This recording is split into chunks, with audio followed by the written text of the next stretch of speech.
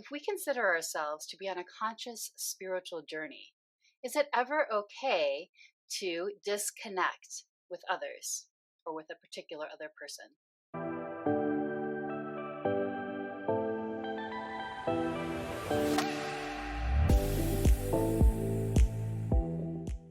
Hey everyone, I'm Sonja. Welcome to Holiness Connection. On this channel, I have meditations for you, and I have topics around the spiritual journey and spiritual awakening, as well as our interconnections to others in the whole. And if you would like a little more context for some of my videos or a little more content or reminders of when content's coming out, please get on my free Substack newsletter below in the description box. So, is it okay to disconnect from others in our lives, whether it's in a smaller way, like ending a conversation and sort of having that kind of boundary, or if it's more of a medium way, like not attending something um, that is maybe important to someone else, or if it's even bigger, like really deciding to end a particular relationship or take a pause from that relationship. And so I'm going to talk about how I do believe that's actually not only okay, but an important part often of our spiritual journeys, but also nuance it a bit because it's not quite so simple either. Okay, so let's say that it's a kind of situation where your relationship with someone just isn't really working, whether that's because they're negative all the time, or it's going to look a lot of different ways, right? It could be that they're negative all the time. It could be that you're just not seeing eye to eye anymore. So it could be anything from what we, often call toxic these days to something that isn't quite as much as that, but is causing us discomfort, is causing us potentially, psychological harm. So it can range in any of those ways. And I do want to say here, I'm not really talking about to the extent of actual abuse. In those cases, please, if it's psychological abuse, of course, or physical abuse, absolutely, like having that boundary for many of the reasons I'm still going to talk about. But I just want to say up front, like, absolutely just set that boundary and do end that relationship. So let's think about what sort of in like modern relationship and psychological terms. Like there's a lot of talk about boundaries, and I've talked about how boundaries is not the same thing as sort of our connection more at the spiritual level with other people in another video. We also tend to really try to think about what we want a lot more, right? So what are our own needs and what are our own wants? But I think when we talk about this from a spiritual context, sometimes it can feel a little more confusing because we do have that sense maybe that it's not that simple. But it can also get confused with other things like wanting to, be a good person. Like, what does it mean to, really engage on the journey? And what does it mean to be a good person? So that's why I want to talk about it in this context of the spiritual journey, not so much in the context of the psychological journey where understanding our own needs and, having boundaries and all that is paramount. So in this case, if we think of something, let's just take an example because it's easier to make it concrete, even though, as I said, it could look a lot of different ways. Let's say it's a friendship and it has become toxic in some way, in the sense of, let's say the friend is just really negative with you or criticizing you or something like that. And perhaps you've tried a bit to say something, but it isn't really working. And you kind of anyway feel like maybe that you're not really on the same path anymore. So I would argue in that case that that is an important thing to not continue engaging with that person. But then again, it's a little more complicated, both in how one would do that and in sort of the why and in the investigating our own, like what's really going on with ourselves. So I think the key here, and I'll reiterate this many times throughout this video, the key really is to be attuned enough to our own guidance and intuition to make a discernment of the different aspects that are going on. And there can be more than one thing going on, of course. So if one were to continue, we might call that like enabling, right? Let's say we might be enabling that they can just do that to us. So you could consider it people pleasing, you could consider enabling, in these more psychological terms. So I want to emphasize here at the beginning that enabling people isn't really kind on the deeper level. Partly because it does not allow them to go through their own journey. Sometimes, the feedback we get in life from different difficult circumstances is part of our own spiritual journey. And it could be that there's something that they need to deal with, and our enabling of their behavior or what they're saying is not really helping them at the deeper level, right? It can seem like we're being nice to them or tolerant in the moment, but are we for sure helping their deeper journey? So I think that really gets to the fact that we don't always know ourselves what's best for someone. It doesn't necessarily look like the superficial way that that might seem in terms of being nice, in terms of being tolerant, that kind of thing, right?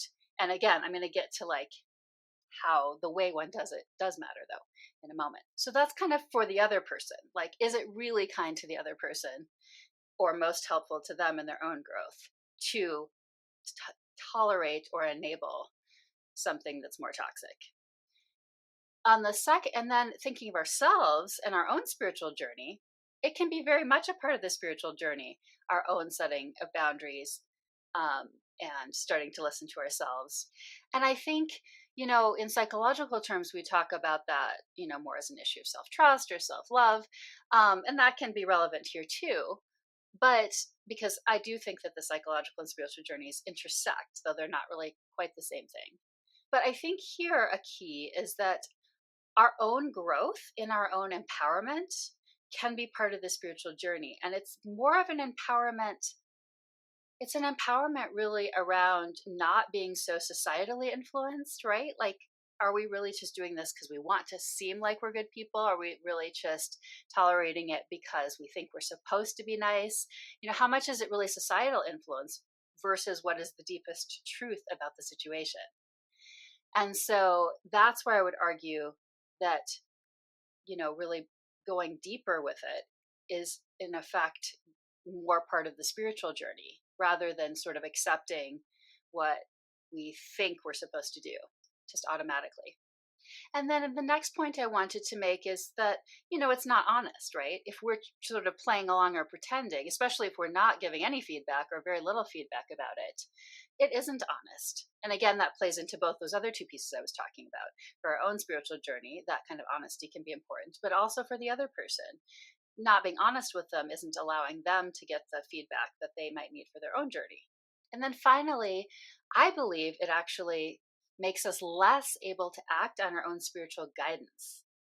So if we are automatically doing something or doing it because it's more this thing of like we're trying to be nice or good, um, I think that that's actually interfering with our own spiritual guidance and or intuition. And I'm going to talk about that more in a little bit as well. So those are kind of my main points that for why enabling someone is not the way to go, even though it's something that, you could even say tolerating someone is not at least always the way to go, and often isn't the way to go, and that we should consider having those boundaries or actually making those disconnects in, the actual interpersonal interactions with the person as opposed to the spiritual level. It's because, their own spiritual journey, our spiritual journey, honesty, and also because we're not actually connecting with our even deeper guidance. So, with that said, I want to move on to what is still relevant here. Very, very relevant here. So, it can still be really important how we do it, right? Just because we make a decision about doing something or not, as we think of practice and, really bringing spiritual principles and practice into as much as we can everything we do, we can still be kind, for example, in how we tell the person the truth, as kind as possible, while still being clear. But I would also argue that clarity is kind, right? It's kinder to be as clear as we can too, because confusion doesn't feel good for anyone either. And then, like I mentioned, we can still feel connected to them spiritually. And a third thing is that that also means we can still send them prayers, we can still send them good well wishes or good intentions.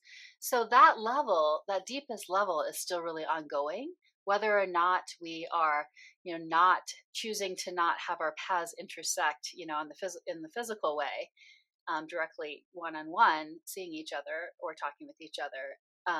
That's deeper connection. Doesn't mean that's not still there. It's just more like the paths in the other way are not going to intersect for however long we choose to not have that happen. And then I also want to make the point. So this is kind of the counter argument here, because what we don't want to do is reflexively do this, just automatically, like we're doing it because we're triggered and we're automatically just cutting things off, right? Even if we were to do it kindly. Really, in making this deeper choice, it's important that we are assessing really as best we can. I mean, it's not so easy to do that. What really is our guidance and what is our intuition on it. So we might want to take that to discernment. We might want to take that to prayer, trying to assess where we're at with it. How much is it our triggering, or are we trying to avoid conflict or something like that? As opposed to trying to actually have the conversation with the person. We want to just cut it off because we don't even want to have that conversation. Or, is it really about it being important that it isn't working, and we're going to recognize that and we're going to be kind about it, because that's what feels right. And I want to point out too that also means on a year to year, month to month, day to day, hour to hour, moment to moment basis, that assessment really continues. We may not be consciously thinking of it all the time, of course, but it really could be, if we're being really open and connected to our spiritual guidance, that could mean being open to reconnecting later or opening up the relationship, that it's not a one and done decision, for example. Because being really connected to our deepest guidance does mean that. It does mean that more continual listening. I always talk about that as one of my deepest values, obedience, and I mean it because of its original root meaning, which is audire, and it has to do with listening, that deep listening. And so this is looping back to what I said I was going to loop back to here, with that point of the guidance really being the key. So really underlying all of this is the deepest guidance. Are we listening to that deepest guidance about whether or not to, have this disconnect, as I'm calling it, but not on the spiritual plane, right? But otherwise. And then are we listening to what our deepest guidance is about our own role in it? And are we just trying to avoid or something like that? And then are we listening to our guidance just going forward about the situation? So I just want to distill these in another way. Sometimes it helps to hear things in slightly different combinations. So I'm just going to distill some key points from all of what I just said. So some further key points are, so it's important not to act reflexively, whether that's when we're doing the cutting off because it's something really to do with just not wanting to deal with the conflict, or we're avoiding something ourselves, or if it's about not setting the boundary reflexively because we're being very influenced by wanting to be a good person or being nice, or because we are a people pleaser, or for any of those reasons. And then another point, what about this idea of being the bigger person? Because I do think this is important to bring up, particularly when we're talking about the spiritual path. So I believe that is actually valid, really, really valid. And sometimes, when we're really grounded into ourselves and we are very spiritually connected, we might be able to tolerate something, that is even somewhat toxic.